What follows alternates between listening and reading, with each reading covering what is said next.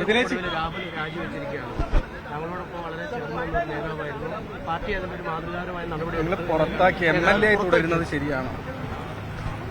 ഒന്നാമത്തെ കാര്യം, ഇങ്ങനെ ഒരു ആക്ഷേപം വന്ന സമയത്ത് തന്നെ ഒരു പരാതിയും വരുന്നതിന് മുമ്പേ മറ്റൊരു രാഷ്ട്രീയ പ്രസ്ഥാനവും സ്വീകരിക്കാത്ത തരത്തിലൊരു നിലപാട് കോൺഗ്രസ് പാർട്ടി അക്കാര്യത്തിൽ സ്വീകരിച്ചിട്ടുണ്ട്. കോൺഗ്രസ് പാർട്ടി ഇത് മാറ്റിക്കൊടുക്കുക, അവർ പറയുന്നു. കോൺഗ്രസ് പാർട്ടി രേഖാമൂലം പാർട്ടിക്ക് ഒരു പരാതിയും ലഭിക്കുന്നതിന് മുമ്പ് തന്നെ യൂത്ത് കോൺഗ്രസിന്റെ സംസ്ഥാന അധ്യക്ഷ പദവിയിൽ നിന്നും അതുപോലെ തന്നെ പാർട്ടിയുടെ അംഗത്വത്തിൽ നിന്നും ശേഷം പാർലമെന്ററി പാർട്ടിയിൽ നിന്നും അദ്ദേഹത്തെ മാറ്റി നിർത്തുന്ന ഒരു സമീപനമാണ് കോൺഗ്രസ് സ്വീകരിച്ചത്. അത് ഒരാക്ഷേപം മാത്രം ഉയർന്ന സാഹചര്യത്തിൽ മറ്റൊരു രാഷ്ട്രീയ പ്രസ്ഥാനവും കേരളത്തിൽ പ്രത്യേകിച്ച് നിലവിൽ പല ആക്ഷേപങ്ങളും നിൽക്കുന്ന കാലത്തും എടുക്കാത്തൊരു സമീപനം അതിനെ സംബന്ധിച്ച് കോൺഗ്രസ് സ്വീകരിച്ചിരുന്നു.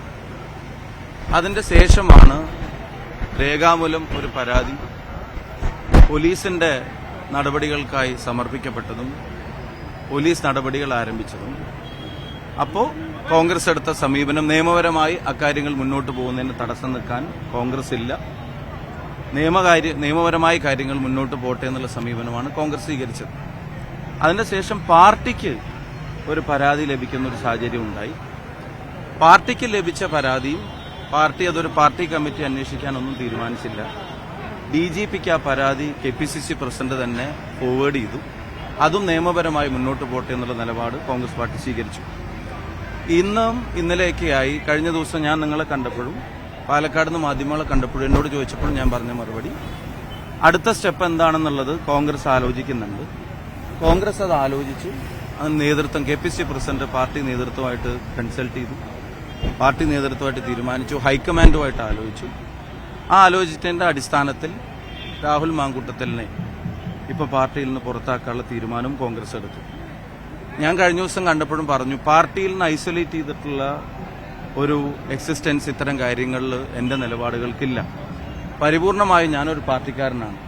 ഞാൻ അതിന് മുമ്പും പറഞ്ഞിട്ടുണ്ട്, ഈ എടുത്ത നടപടികളിലൊന്നും അതിനൊരു തരത്തിലുമുള്ള വിഘാതം സൃഷ്ടിക്കുന്ന നിലപാടുകൾ ഞങ്ങൾ ആരും കൈക്കൊണ്ടിട്ടില്ല. പാർട്ടി കൂട്ടായിട്ട് ആലോചിച്ചെടുത്ത തീരുമാനമാണ്.